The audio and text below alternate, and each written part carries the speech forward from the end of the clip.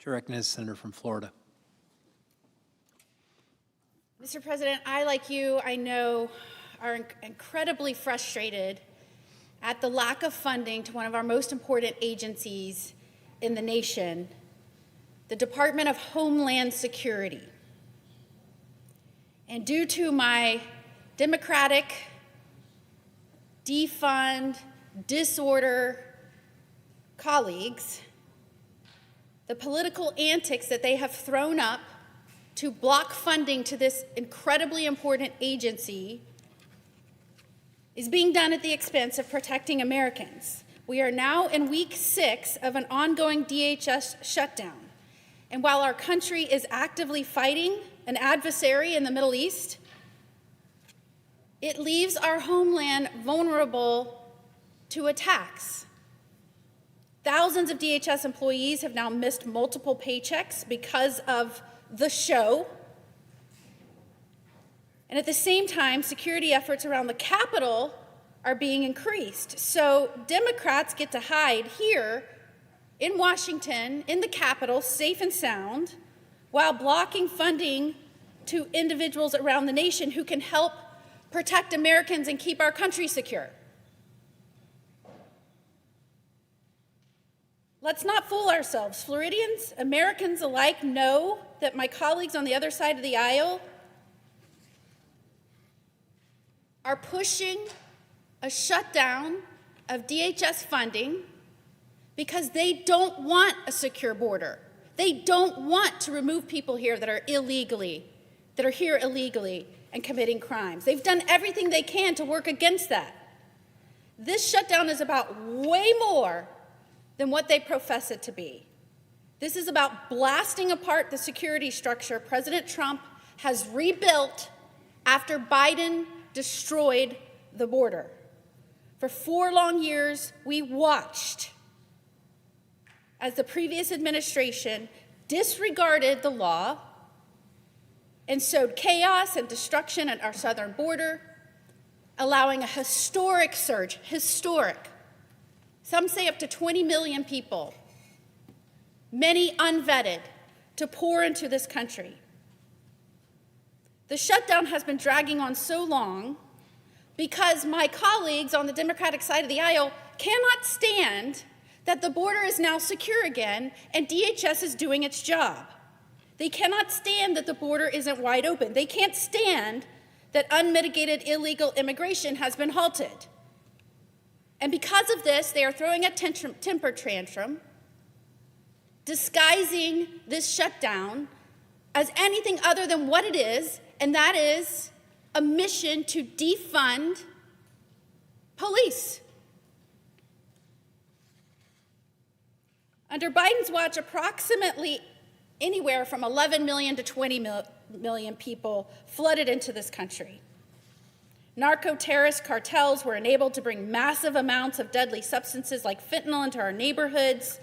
It killed hundreds of thousands of Americans. As the Attorney General in Florida, I was among the first to call attention to the disregard of law and fought in court against the massive security breaches and showed a spotlight on how Biden and his administration disregarded their duty and put us all at risk. And I took legal action to force them to simply follow the law and stop releasing dangerous people and violent offenders into our country. That once wide open border was closed by Trump. It is closed. On day 1, he took unprecedented actions to close the border and started enforcing the law again. He took action against the drug cartels and the flow of fentanyl and other dangerous drugs to keep our communities safe. Under President Trump, DHS provided the most secure border in American history. It's such a stark difference of what the border looked like under the Biden years to what it looks like today. In fact, during the last month of the Biden administration, every single month saw more than 100,000 illegal immigrant encounters at the southwest border. At the peak of the disaster, they saw upwards of 300,000 encounters a month. And we know approximately 85% of those immigrants apprehended at the border were released into our interior. And the judge who sided with Florida's lawsuit when I took Biden to court and stood up against the illegal actions of his radical administration, that judge who sided with Florida said it best, and I quote, "Biden turned the southwest border into little more than a speed bump." Little more than a speed bump. And then the American people fought back and elected President Donald Trump. Speed bump met the wall. On day one, Trump ended catch and release, and we saw 10 straight months of 0 releases. 0. Compared to its peak in 1 month by Biden, 300,000. Total border apprehensions under the Trump administration's first year in office were lower than a single average month under the Biden administration. In addition to the millions of unvetted illegal immigrants Biden let into our country, according to at least one recent report that shockingly the mainstream media isn't reporting, they allowed 18,000 known or suspected terrorists into the United States. This opens up our country to dangerous attacks from within. And the current DHS shutdown is affecting President Trump's effort to get the unprecedented number of undocumented immigrants that may be a threat to this nation and to our people out. And now with our country engaged in fighting in the Middle East and DHS hampered by my Democratic colleagues, we face unimaginable danger, and we've already seen violent attacks within our borders. In fact, DHS recently issued a memo warning Americans to be on guard against potential cyber or other violent attacks. Those attacks are already here. It is going to take time to clean up the disaster of the last administration. But we are well on our way. We were making great strides, and the other side of the aisle hates that. We know that U.S. Immigration and Customs Enforcement has been instrumental in preventing terror threats, removing more than 1,500 known or suspected terrorists.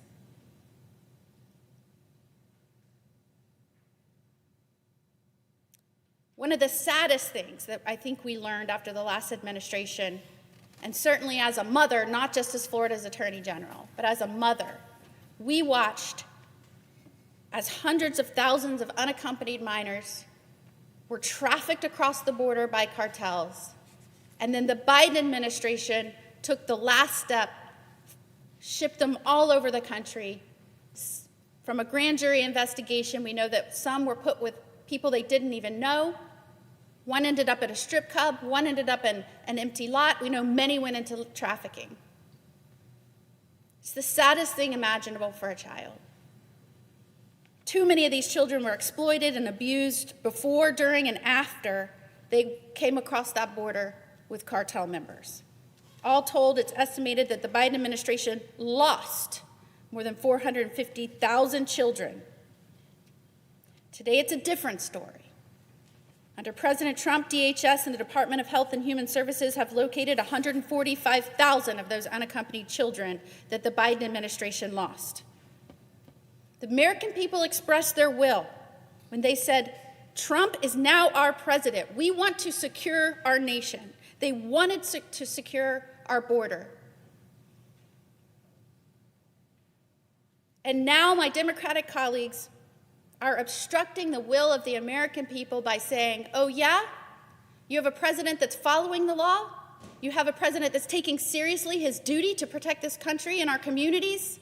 Well, watch what we do now. We're going to defund the police.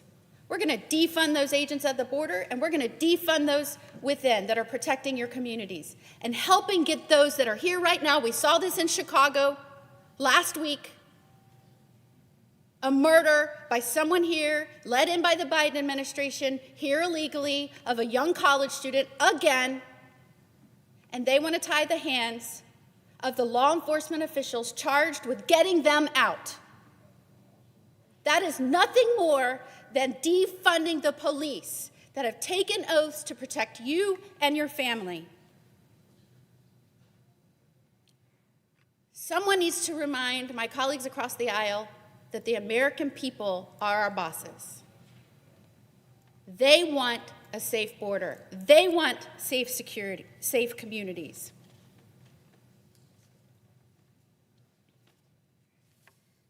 The shutdown of DHS has gone on long enough. We're in our 38th day. People are going without paychecks. People that are doing very important jobs, like our TSA officers, like our law enforcement officers, like our personnel at the border, thousands that are charged with keeping this country safe. And every day, the Democrats on the other side of the aisle put politics above people. They show where their allegiances lie. I, for one, know who I'm for. I'm for the American people. I'm for the people that wear a badge and keep us safe. I will always show up on this floor and make sure that the American people know who we're fighting for. The American people are our bosses.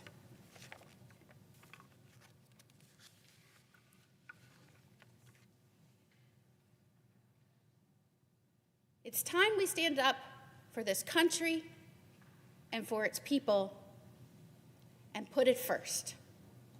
And put simply, Mr. President, I implore my colleagues on the other side of the aisle to remember why they're here, to remember the country that they profess to serve and the people they profess to serve. Put them first, and let's fund DHS. Thank you, Mr. President. I yield back.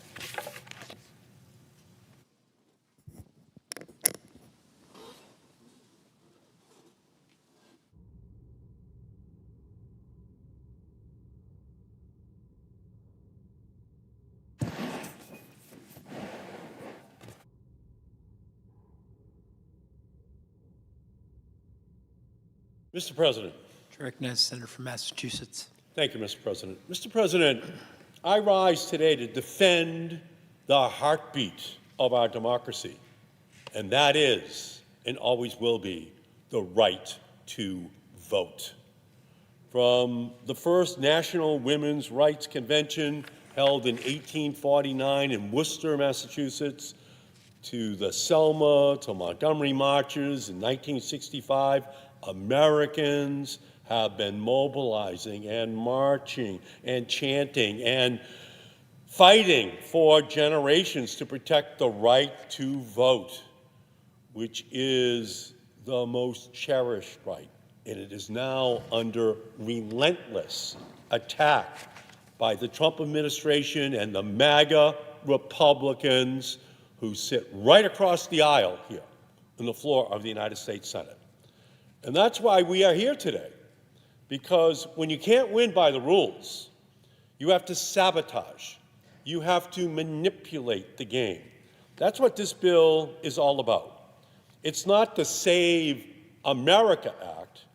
It's the Save Their Asses Act, because the American public is rising up in revolution against higher health care costs, higher gasoline prices, higher home heating oil prices, higher prices for everything on Main Street because of the sales tax called a tariff, which is being imposed upon all those goods. That's what they're afraid of, because they know that the voters are coming with pitchforks towards them this November, and they have to do something about it. So they call it the SAVE Act. But if there was a Section 5 of the Federal Trade Commission Unfair and Deceptive Act provision here, and it was applied properly, it would be called the Steal Act. The Steal the Election of 2026 Act. That's what they are doing on the Republican side. That's what they are trying to perpetrate upon the American people, upon our elections. They have to manipulate our elections through voter suppression, disenfranchisement, unconstitutional tactics to win in 2026 and in 2028 and beyond. As Trump says, they'll win every election if they can pass the SAVE Act. They won't have to worry anymore. And why is that? Because it's a craven effort to turn back the clock, institute a new modern-day Jim Crow, and take away the one right central to our democracy, and that is the right to vote. This legislation is dangerous, it is anti-democratic, and it is wrong. The Save America Act would impose unnecessary and overly restrictive voter ID requirements. It would require Americans to present a birth certificate or passport in person whenever they register to vote or whenever they need to update their registration. There's tens of millions of Americans without passports. There are tens of millions of Americans who don't have a birth certificate on them at all times. That's the goal of the Republicans. No, you can't vote today. We're going to make it impossible for you to vote. Now, the goal in America should be more people are voting. It's already too low. No, that's not the Republican Party's goal here. Their goal right now is fewer voters, lesser participation in our democracy. That's what they're trying to perpetrate upon our democracy right now. Because most Americans right now, they register to vote online, through the mail, or at their Department of Motor Vehicles. Only 6% of Americans register to vote in person at an election office. And the Republicans know this. And that's why they want to establish the new standard for everyone. It's like forcing everyone to use a fax machine to register to vote. It makes no sense, it's unnecessary, and it would only prevent people from participating in our democracy. The new requirement to present a photo ID at the polling place is more stringent than laws already on the books in all but one state in the country. If the SAVE Act, if the STEAL Act passes, it will be easier to buy a gun in many states than to vote. Can I say that again? The NRA does not want it to be difficult to buy a gun. Republicans go along with that. Red states, standards are very low to buy a gun. But to vote, oh, now they're concerned. Now we need standards which make it almost impossible for tens of millions of Americans to be able to comply. So just let that sink in. It would be easier to buy a gun than to exercise the most fundamental right of citizenship in our nation. And who would bear the brunt of this law? The 146 million Americans who do not have a valid passport. I had never been to Washington, D.C. before I was elected to the United States Congress. My father drove a truck for the Hood Milk Company. I ran when I was 29 years old for the United States Congress. And I won.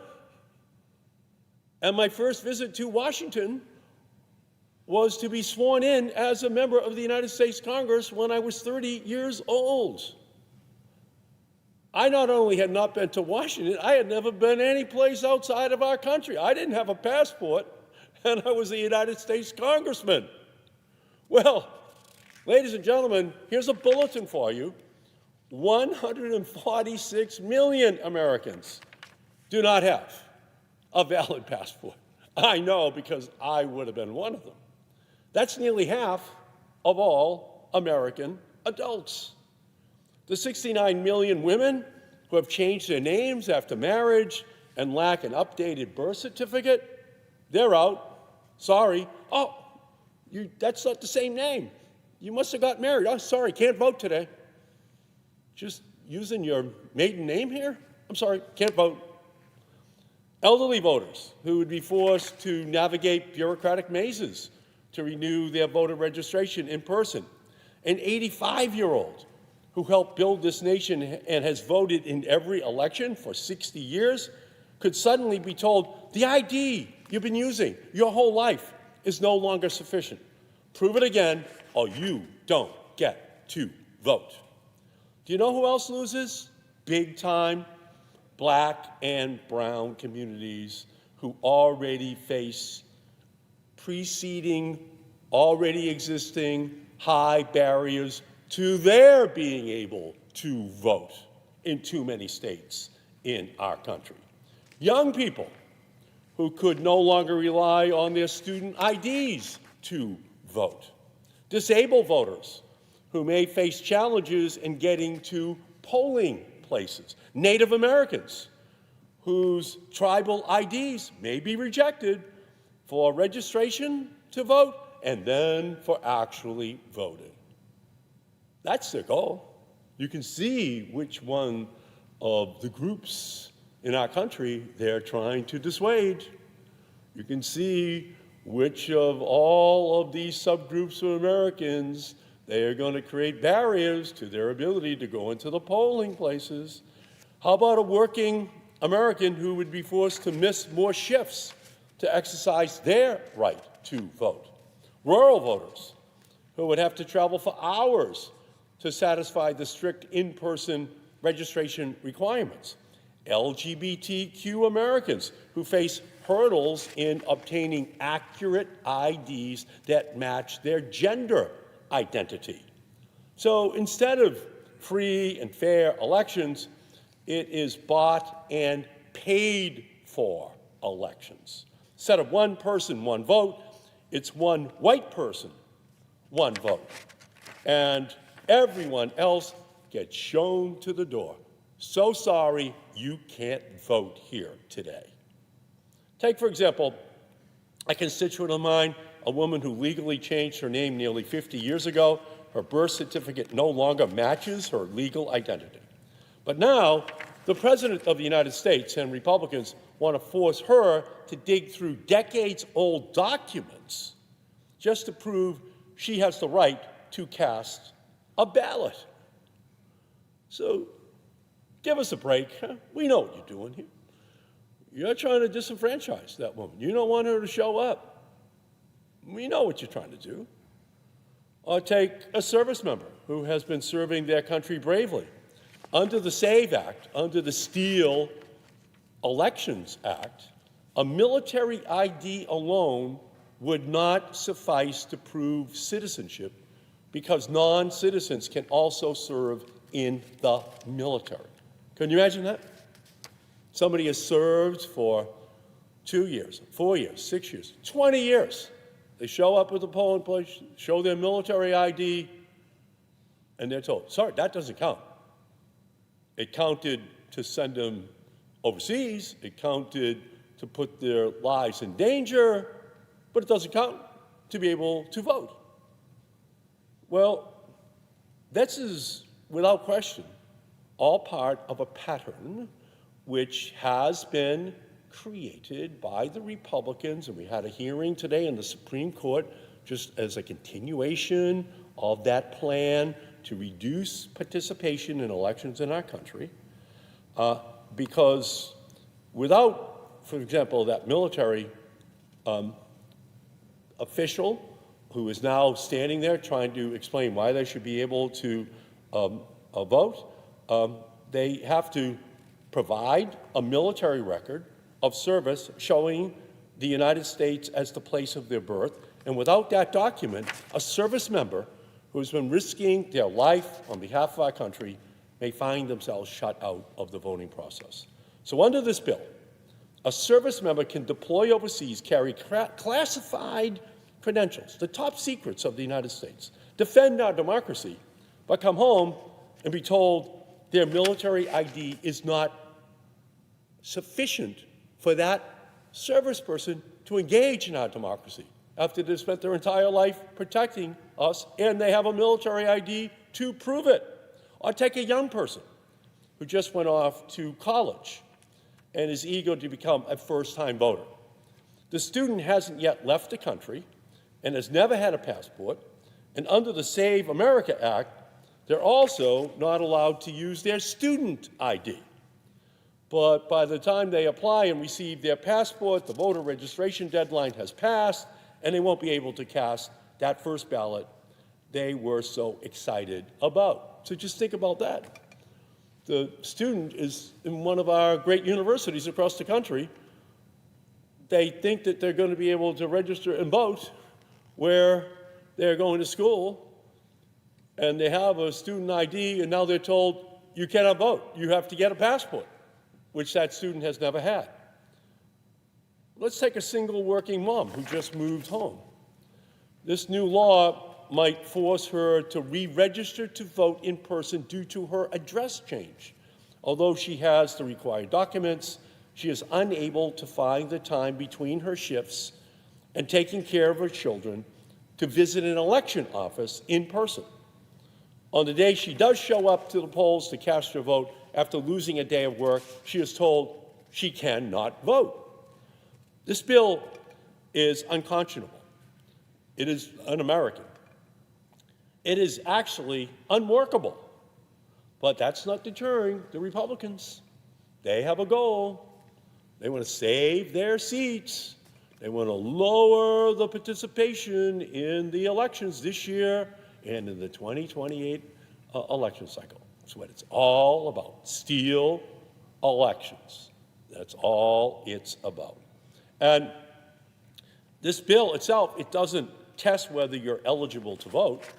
It tests whether you can outmaneuver unnecessary red tape, whether you have the time and the resources and the documentation to satisfy a system designed just to say no. We cannot become a country that cares about representation for some instead of representation for everyone. The future and the strength of our democracy depend on every single American being heard at the ballot box, not just those who Donald Trump and his MAGA supporters deem as worthy to be able to vote. The Save America Act would also force states to hand over super-sensitive voter data to the Department of Homeland Security. So just think about this. Kristi Noem, by the way, we're still celebrating Kristi Noem got fired day. Kristi Noem and whoever her successor might be, they would have access to all of this voter data. This would give Trump unprecedented power to interfere in local elections, conveniently just before the 2026 elections, as Trump is down at 40% favorability and looking at a landslide heading his way, a tsunami of voters ready to change the control of the House and Senate. So are any of these provisions an accident? No. This is design.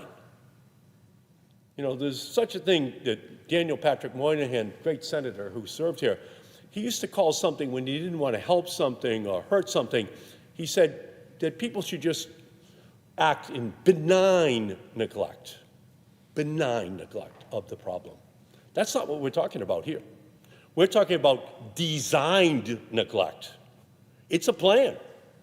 It's a plan that they are putting together.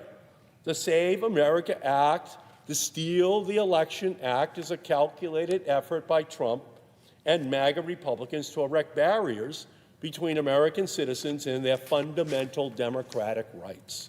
Republicans can claim that this bill is meant to combat voter fraud or to prevent non-citizens from voting, but the truth is that non-citizens already cannot vote in state and federal elections. They run the risk of criminal prosecution if they vote in our country. In this climate, with the way the immigrant community is being terrorized and targeted, the last thing non-citizens want to do is to register with the federal government to vote or to open themselves up to criminal penalties because they are not qualified to vote. It is absolutely absurd to think otherwise. States already implement many checks to ensure that only citizens are allowed to vote. And despite numerous studies and audits and investigations over the years, it has been determined that non-citizens voting is very, very, very, very, very, very, very rare. It is not a problem. I'll tell you what is a problem. High oil prices, that's a problem. High health care prices, that's a problem. High tariff taxes on small businesses by the millions across our country, that's a big problem. Inflation going up, that's a big problem. Unemployment going up, that's a big problem. Are we debating that on the floor? Are the Republicans having hearings on the Iran war? Are they having hearings on skyrocketing oil prices? No, they're not. They're having the Senate now for over a week debate something that is very, very, very, very, very, very, very rare. And they're trying to make a big crisis out of it.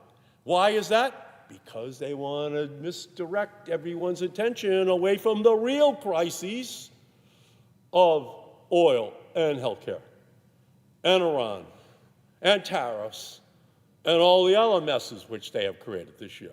It's strictly a distraction. It's a wag the dog. It's to take everyone's attention away from the actual issues that are harming families in our country right now, on which we have no hearings.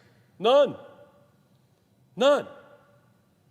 Because there's absolutely no evidence that supports Trump and the MAGA Republican conspiracies that non-citizens are voting at a large scale.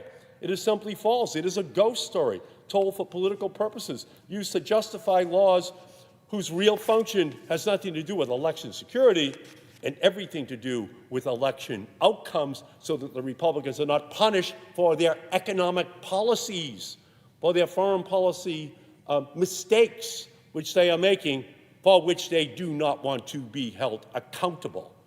The Save America Act is a solution in search of a problem. But it is worse than that.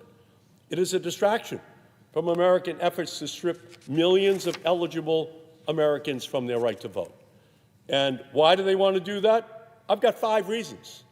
5 reasons why the Republicans want to accomplish this goal of disenfranchising millions of Americans. Number 1, so that they can continue to give handouts and tax cuts to billionaire CEOs while making it harder for millions of Americans to get access to Medicaid and Medicare and affordable health care, and looting by the trillions the money from health care for ordinary families to give over to the billionaires who do not need it. Reason number 1. Reason number 2, so they can continue their vendetta against the wind and solar energy industry, the all-electric vehicle industry, so that big oil and big gas can make bigger profits off of the hard-earned cash of American citizens, because they will be forced to buy all gasoline-powered cars, and the oil companies can tip them upside down and shake money out of their pockets at the pump. But they don't want that reversed. They don't want solar and wind and all-electric vehicles to be the future. No, that's reason number 2. Reason number 3, so they can continue to give billions of dollars to ICE to terrorize immigrants while trampling on the constitutional rights of our communities. Right now, we have masked agents across our country not wearing cameras and violating constitutional rights that were built in to the Constitution during the American Revolution and its aftermath. And they just hate the idea that they would have to comply with those constitutional safeguards that have matured and been codified over the centuries. Number 4, they can continue to operate a pay-to-play pardon system where fraudsters and friends and supporters of the president can essentially buy their way out of convictions and jail time. Number 5, so they can keep raising prices at home while raising countries abroad. And to do so without a peep coming out of the majority in the House and the Senate. Because that's where we are right now. We have a Senate, we have a Republican leadership which has been supine for the first 15 months of this second Trump administration. They have shown no courage. It is almost as though they had a vertebrae bypass operation that has made it impossible for them to be able to stand up to the illegal, to the corrupt, to the absolute disgraceful foreign policy from Venezuela to Greenland to Iran and on and on and on that Trump has been engaging in without a peep out of the Republican Party. There's only 3 things you need in politics: backbone, backbone, and backbone. And what do they want on their side?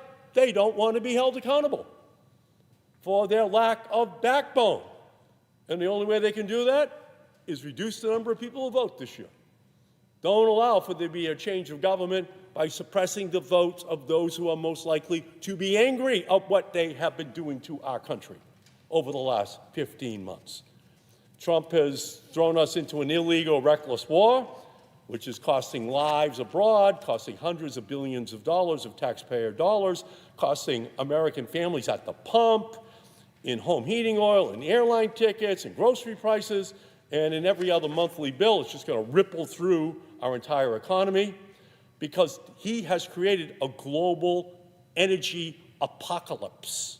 And every time Americans go to the pump, they are in for a crude awakening, courtesy of Donald Trump's illegal war in Iran. The average price at the pump right now is $1 higher than it was just 4 weeks ago. Cumulatively, Americans spent $2.6 billion more last week than they did on gasoline before the war started. And $2.6 billion, it could pay for a lot of solar on more than 853,000 homes without any incentives. $2.6 billion could pay for about 350,000 drivers to use the electric vehicle tax rebate, which would insulate drivers from these crazy oil spikes. Home heating oil prices are up by $1.20 a gallon in Massachusetts, which many families rely on to heat their homes. That means $350 more to fill up their tank, and it's still cold in Massachusetts in the winter. So $500 more for gasoline over the course of the year, $350 more just to fill up their tank, and all as they watch television at night and watch a war going on in Iran that so far has had no public rationale that makes any sense whatsoever, and the Republicans refusing to even have hearings so that we can cross-examine the rationale, if it existed at all, that Trump is using in order to perpetrate this insane war and its consequences, not only on the Middle East, but on the entire planet. Oil prices go up like a rocket, but they come down like a feather. So we're going to see this price of oil in our economy that's going to go on for months and months and months. And when the president says he needs $200 billion more, well, it's costing $2 billion a day to run the war. So that means at least 100 days more, 2 billion times 100 days. That takes us into the summer. He's asking the Republican senators to give him enough money to fight the war into the middle of the summer, which means the price of oil is just going to continue to go up and up and up like a rocket, and people are going to be standing there with the pump in their hands, with the nozzle in their car, and they're going to be looking up at that price as it goes up and up and up and up, as this war goes on. So, experts say that Donald Trump's illegal war has now caused the largest oil supply disruption in the history of the world. Can I say that again? Donald Trump has caused the largest oil supply disruption in the history of the world, and he has yet to explain successfully what the rationale for that war is.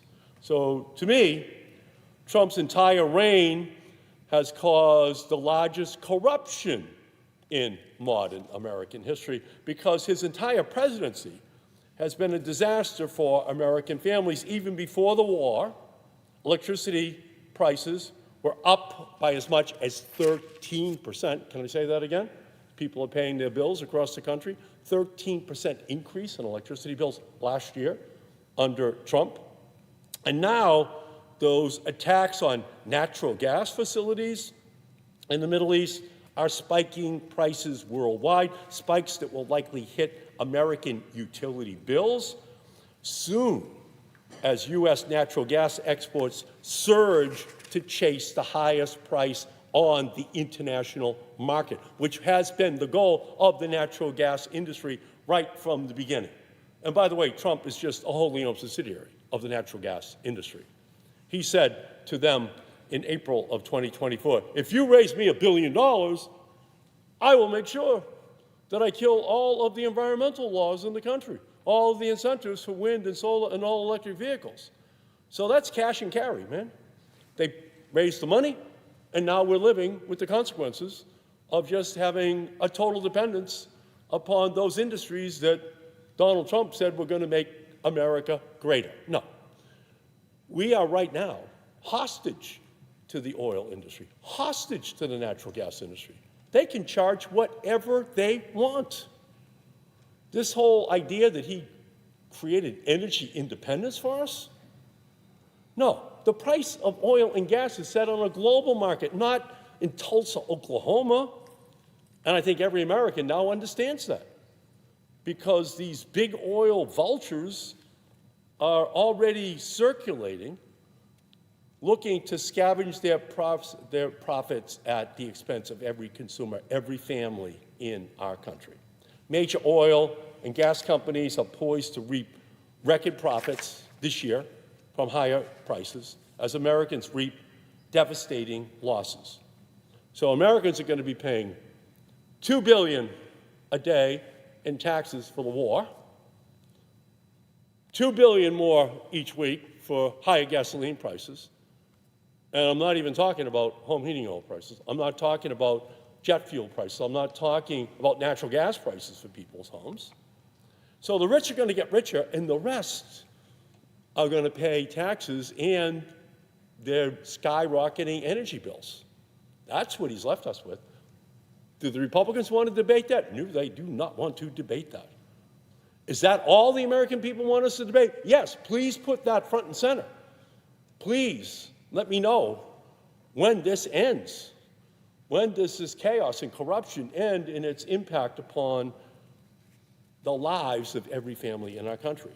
So let's just be clear. Big oil only serves as a destabilizing force in global politics. Not a stabilizing, but destabilizing force. This entire conflict is a reminder that our continued dependence on fossil fuels pulls the world towards instability, it pulls it towards conflict, and the lesson is clear. We must transition rapidly to clean energy sources that cannot be blocked or bombed or weaponized. In reality, wind and solar are the fastest growing electricity sources in history because they just make sense. In 2025, renewables made up over 88% of all new electricity generation in the United States. In 2025, the U.S. added more than 50,000 megawatts of new solar and wind capacity compared to just under 5,000 megawatts of new natural gas capacity. 10 times more. You know who hates that? The natural gas industry. You know who gave half a billion dollars to Donald Trump? The natural gas industry. And what was the promise that they wanted back from him? We will kill the solar industry. We will kill the wind industry. We will kill all of those industries who are an existential threat to our business model. And we're now living with the consequences of that. So just let me repeat that for the fossil fuel apologists. New solar is cheaper than simply operating an existing coal-burning plant in our country. Onshore wind, half the cost of building new gas plants. This isn't about ideology. This is just about arithmetic. It's not complicated. It's cheaper to do onshore wind. And yet Trump and Republicans are failing basic arithmetic. Not math. This is not trigonometry. This is not calculus. This is not algebra. It's just arithmetic. It's very simple. We were in an energy crisis already before the war because of AI data centers, which are demanding record electricity, while Trump and Republicans have done everything possible to destroy American-made cheap, clean energy, leaving Americans dependent on the expensive fossil fuels whose prices are now skyrocketing. And now we're in an even bigger crisis. Trump may be crushing American manufacturing, but he sure is good at manufacturing an energy price hike for every American, every small business in our country. We have to invest in true independence, electric and fuel-efficient vehicles, cheap, clean energy and battery storage made in the United States, and energy-efficient technologies that do more with less. And you know what Trump says? Oh, that's all socialism. That's socialism for wind and solar, tax breaks for all-electric vehicles. That's socialism.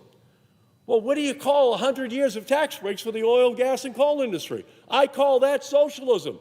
And all we're asking for is some of that socialism for the competitive technologies that have been attacked and stopped for 100 years by the fossil fuel industry. That's all we're asking for, and that's what we have been denied. And that's why they don't want to have any hearings. That's why they don't want to discuss what's going on in the Persian Gulf. That's why they don't want to discuss the Strait of Hormuz. That's why they don't want to discuss how we are hostage to the price of energy that comes out of the Middle East. And the only way to break that dependence was solar and wind and all-electric vehicles that don't need any fossil fuels whatsoever. But because of Trump, because of the Republicans, they voted on this floor last July to kill all of those industries. Kill them. They don't want to have that discussion right now. They know that they would be on the defensive. They know that they'd be backing away from the microphones while they try to explain why they would kill something that would actually break our dependence upon imported oil, break our dependence upon natural gas, break our dependence upon coal. And by the way, we do import oil into the United States.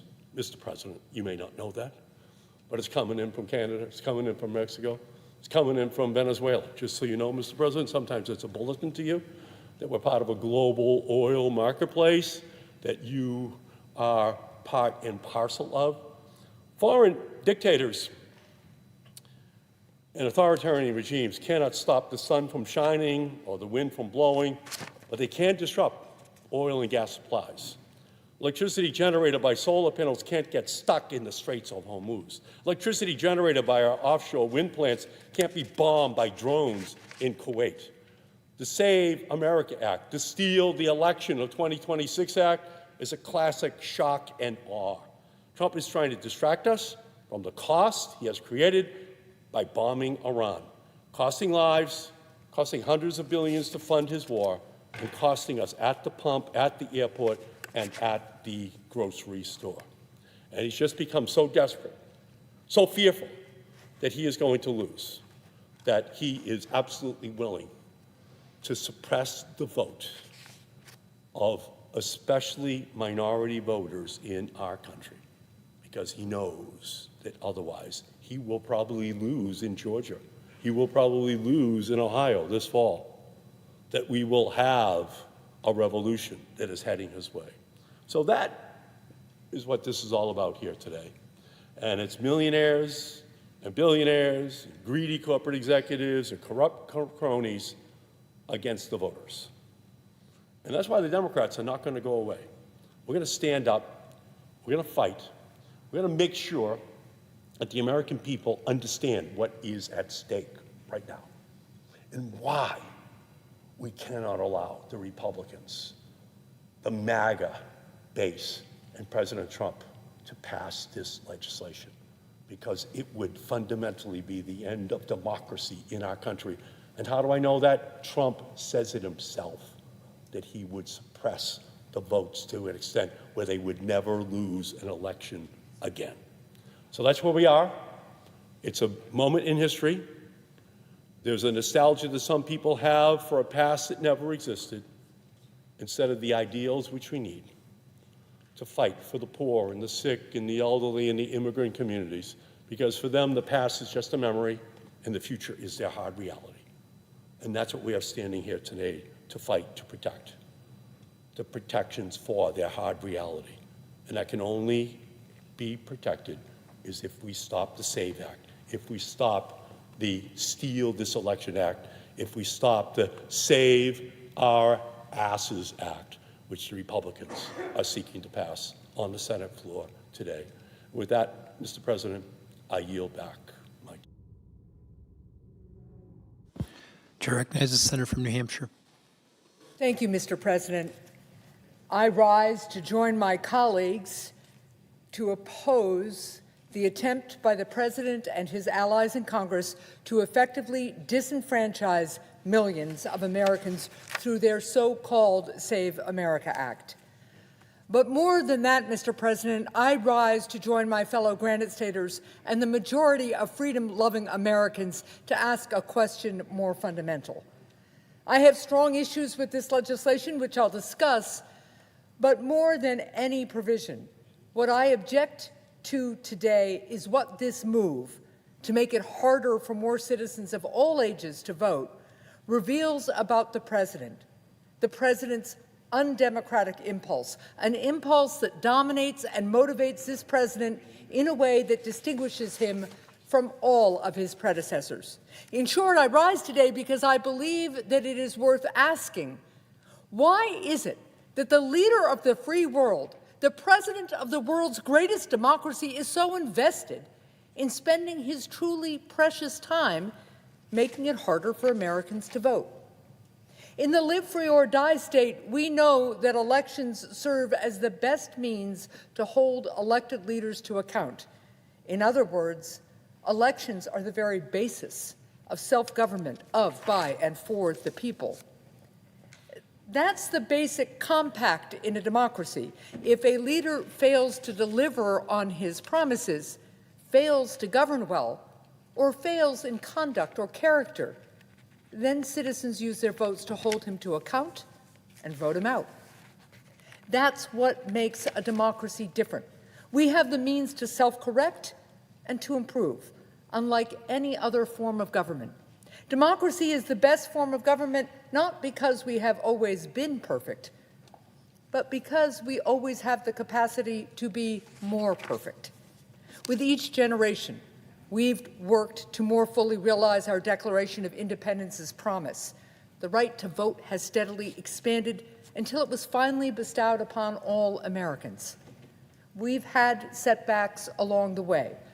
Progress has often been slower than we would like, but the majority of Americans have understood, as President Kennedy said, that democracy is not a final achievement, but an untiring effort. And it has always been an effort that required nothing less than what our founders pledged: the lives, fortunes, and sacred honors of each generation of Americans. But it appears that this president thinks that America's great democratic experiment has gone too far, that far too many Americans are making their voices heard for his liking. Over the course of our history, we've had presidents disagree on just about every issue. But in our modern history, ever since we passed critical civil rights and voting rights legislation, presidents in both parties have agreed that our country's operation as a democracy is non-negotiable, and that we are all better off when more and more Americans vote. Now, though, we have the first president in these modern times who is trying to make it harder for eligible voters to vote. President Trump's anti-voting crusade raises a fundamental question. Why is the president of the world's greatest democracy so invested in making it harder for Americans to vote? Well, the answer is simple. The president wants fewer Americans to vote because he's the first president in American history who does not believe that he is accountable to them, the American people, we the people. Because only a president who believes that he is not accountable to the people would try to restrict the people's ability to hold him to account. Leaders who believe that they answer to we the people do not try to overrule the people's voice and the people's vote by seeking to overturn a free and fair election. Leaders who believe that they answer to the people do not try to silence free speech. They don't use the heavy hand of government to drive critics off the airwaves because they made jokes that the president doesn't like. Leaders who believe that they answer to the people don't use the Justice Department and the FBI to exact revenge on their political foes. They don't seek to extend the long arm of the law into an iron fist of injustice. Leaders who believe that they answer to the people don't defy court orders, they don't disregard the Constitution, nor do they ignore laws passed by the people's representatives and snatch from their hands the powers of the purse, taking away the people's money. They don't send our heroes in uniform into harm's way without the people's consent, nor do they launch trade wars against our own allies on the basis of nothing but their own ego and whim. They don't revel in power and self-aggrandizement, nor do their references to dictators drip with admiration. And let's be very clear.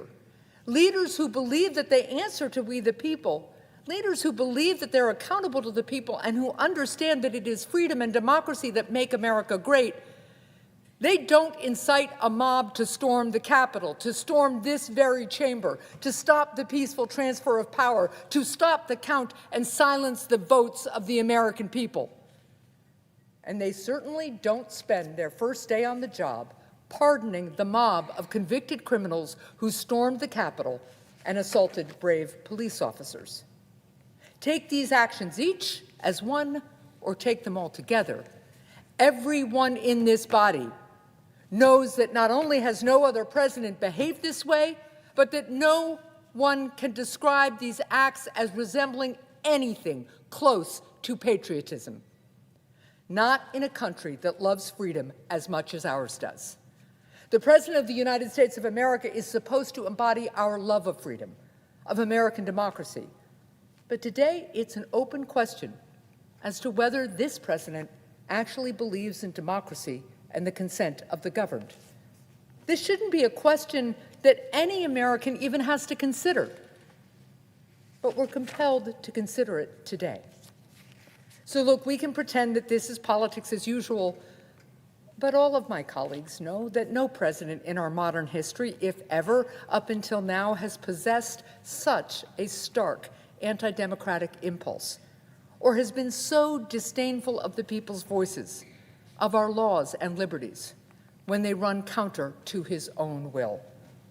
And for those who disagree, I direct you to the walls and windows around this great building, scarred by bullet holes just 5 years ago, that remind us otherwise.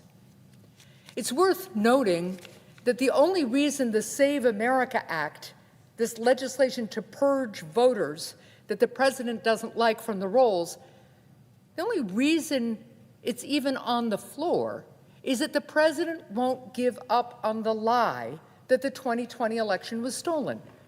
And he's continuing this same singularly dishonorable brand of lies as we head into this year's midterm. What the majority in this body is doing, therefore, is nothing short of a large, elaborate, expensive bit of legislative play acting, all because there appear to be no people in the president's orbit to find the courage to summon the words, I'm sorry, Mr. President, but you are wrong. That unwillingness to speak truth to power is how lies become truths, and how bills that are nothing less than solutions in search of a problem get written. Now, the president can delude himself. That doesn't mean that the rest of us have to do so as well.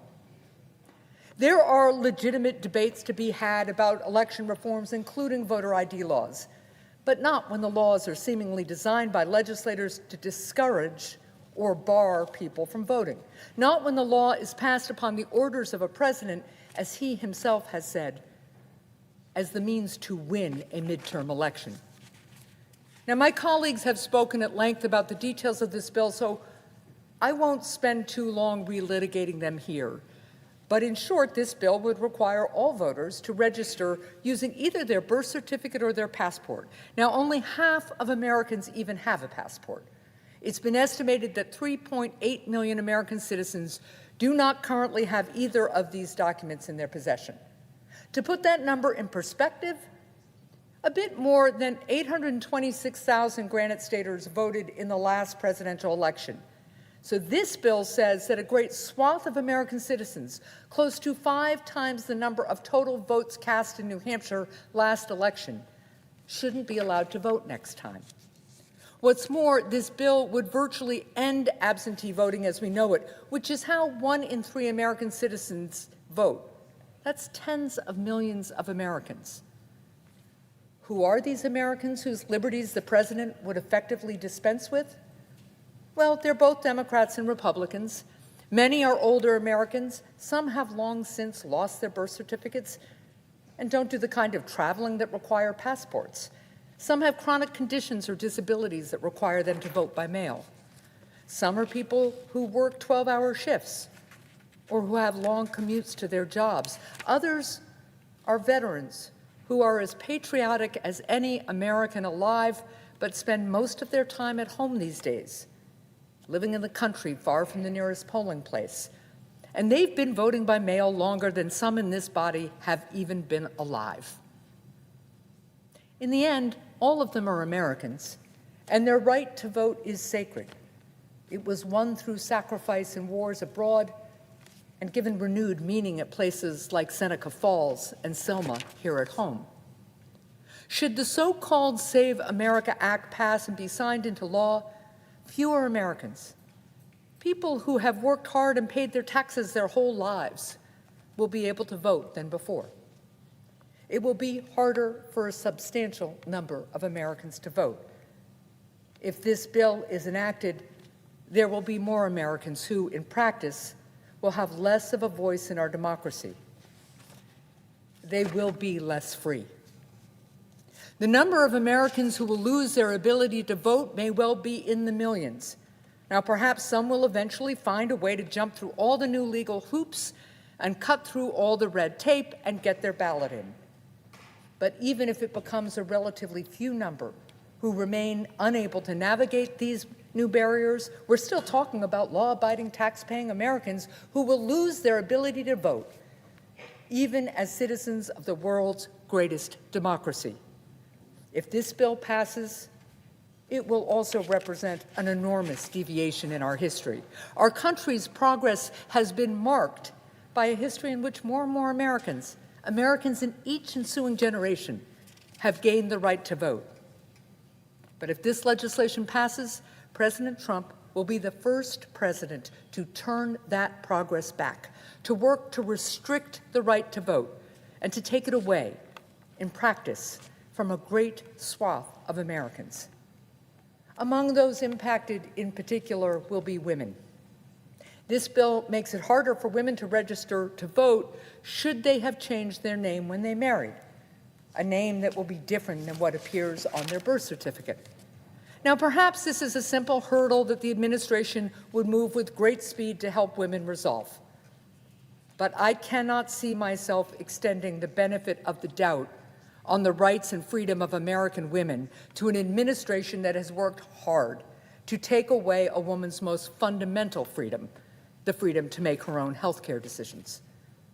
This bill would also require all states to hand over their voter rolls, including names, addresses, and Social Security numbers, to the president.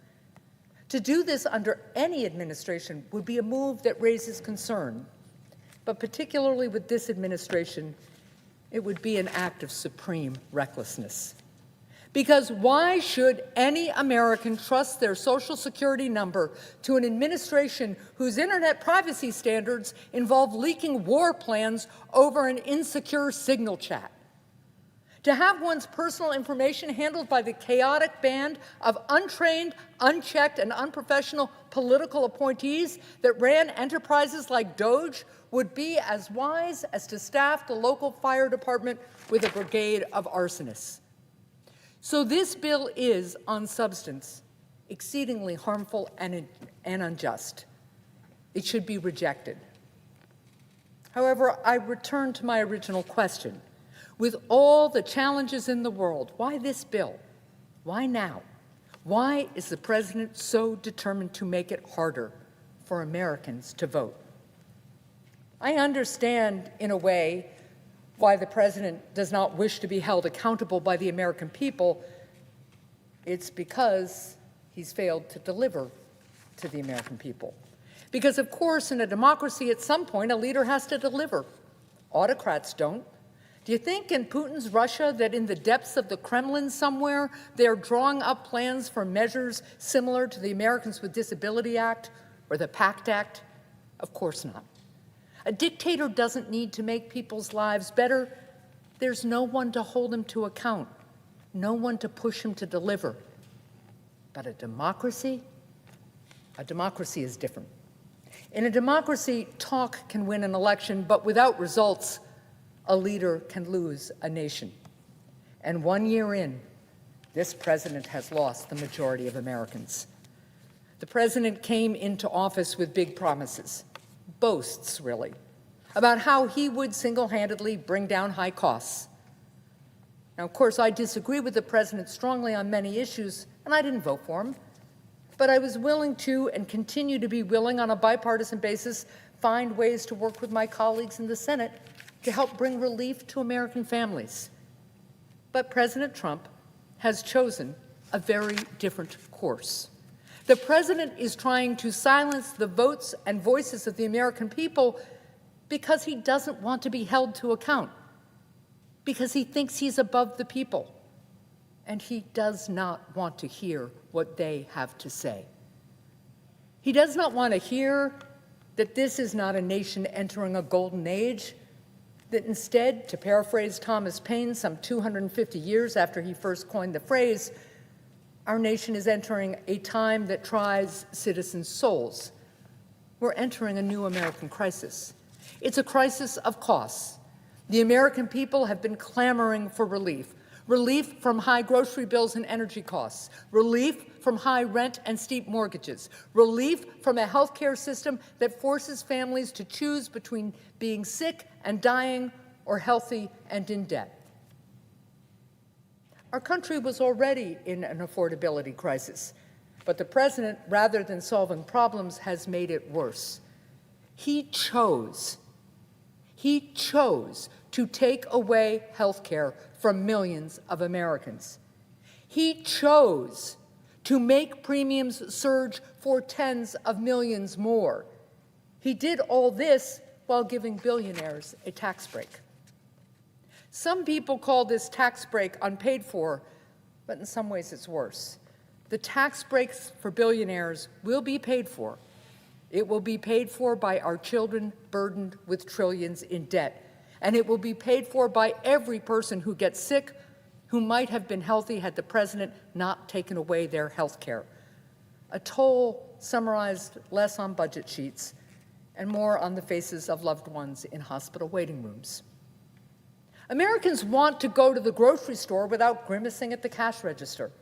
But the president launched senseless trade wars against our allies and imposed illegal and costly tariffs that make everything more expensive. Virtually every entrepreneur I talked to in New Hampshire has felt the burden of tariffs one way or another. Some businesses have closed their doors altogether. These trade wars should be a reminder to my Republican colleagues that a politics that exists simply to flatter the president's ego does not come without a cost. And it is a cost borne by the people to whom he has sworn an oath to serve. And now the costs of this presidency have become even higher as gas prices surge. It's as if the president is searching for new ways to make life less affordable. The truth is simple. It costs more to be an American under President Trump. The American people asked for lower costs. The president instead gave them a steeper bill. It's no surprise that a man who has only made the crisis of high costs even worse under his watch does not wish to answer to the people. He can lie about stolen elections. It is harder to lie about the numbers Americans see printed on the very receipts that they hold in their hands. Under this president, we're also awash in a crisis of corruption. While Americans lose more of their paychecks to high costs and tariffs, the president rakes in billions in exchange for political favors. Because in Donald Trump's America, it is easier for someone rich to buy a pardon than it is for millions of Americans to afford to buy their prescriptions. And perhaps the cause of most alarm, we face a crisis as a country because the president has realized that he is at his strongest when America is most divided. There are great and challenging things that we need to do as a country. A new 21st century economy to build, costs to bring down, diseases to cure, veterans to care for. But we can do none of these things because we have to fight to keep our head above water in floods of the president's own making. And because the president tries to get us to spend our days fighting each other. I'm not surprised that the president doesn't want to be held accountable by the people. I'm not surprised that the president wants fewer Americans to vote, because on his watch, our country has become less affordable, our people less healthy, our world more chaotic, our government more corrupt, and our people more angry. Of course he doesn't want to hear what the American people have to say. So yes, it is deeply telling that in this moment of American crisis, both self-inflicted by this administration and otherwise, President Trump has decided that above all else, the most important priority is not to bring down people's costs or make their lives better. It's to try and restrict their right to vote. What ultimately does the president's obsessive focus on trying to pass this bill above all others truly reveal? Sometimes it's as simple as it appears. The president wants to pass into law a bill that will allow fewer Americans to vote because he actually wants fewer Americans to vote. It was President Reagan who said that the right to vote is the crown jewel of American liberties, and we will not see its luster diminished. We shall find out soon if his words remain true. The American people, they've always known how precious the right to vote is. The American people, they'll wait in long lines even on a cold November morning to vote, but they'll do more than just that. They'll join the suffragists and rally and petition to do whatever it takes until the ballot belongs to America's daughters and not just her sons. Americans will fill out their ballots while stationed at a foreign post in trenches in France or in the jungles of the Pacific and ship them back home as soon as they can, just so that they can make sure their vote gets counted, casting their ballots halfway across the world as they fight to ensure that others can have the freedom to vote at all. Americans won't just stand in line at a polling station to vote, they'll march to vote, even if it means going down to Selma, just as Granite Staters from St. Anselm's College did when they joined Dr. King's marchers, even if it means trying to cross a bridge 3 times, even if it means enduring Bloody Sunday. Voting is not just an American right, it's an American habit, it's an American prayer. We do all this because most Americans understand what the president does not, that voting is the most American thing anyone can do. I oppose the Save America Act because of its provisions, yes. But what I object to the most about this bill to restrict the right to vote is what it says about the current state of the American presidency and our democracy. That an American president would try to pass this bill is an outrage. Rather than work to pass this bill, the president would instead be wise to remember the words of his great predecessor, Abraham Lincoln, who said that in leaving the people's business in their own hands, we cannot be wrong. This law has been called the Save America Act. It's a striking name to me because when I think of when America has needed to be saved, I think of our determination to be saved from British tyranny and our fight for independence, our need to be saved from the Depression or economic hardship, from disunion or division. But apparently, this president thinks that America needs to be saved from her own voters, that America needs to be saved from we the people. I also think it's worth noting what the Save America Act will not save. It will not save American families from paying more for their groceries or at the pump. It will not save the small business that has had to close its doors because the president decided to launch senseless trade wars against our friends. It will not save a young couple money on their down payment when they're trying to buy their first home, not as long as we have a president who would rather build monuments to honor his name than help our country build more homes that people can afford to live in. It will not save a single American from pricey healthcare premiums, nor will it save the future lives lost to diseases that could have been treated had the president not fired America's best doctors and researchers. It will not save our children from burdensome debt tomorrow to pay for tax giveaways to billionaires today. And it will not save America from the dangers of dictators like Vladimir Putin, whom the president still vainly tries to appease.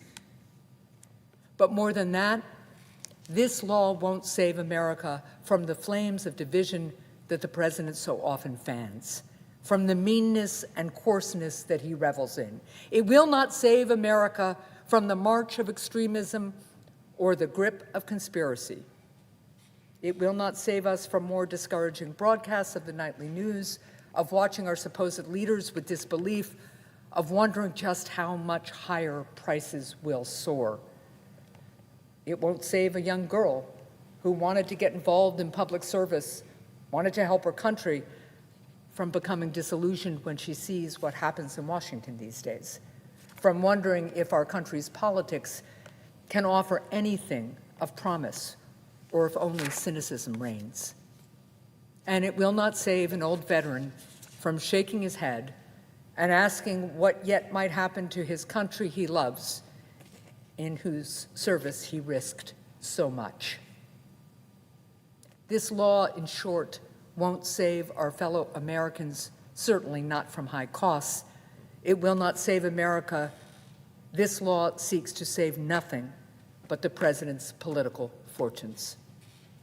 Because in the end, one does not save America by ensuring that fewer Americans vote.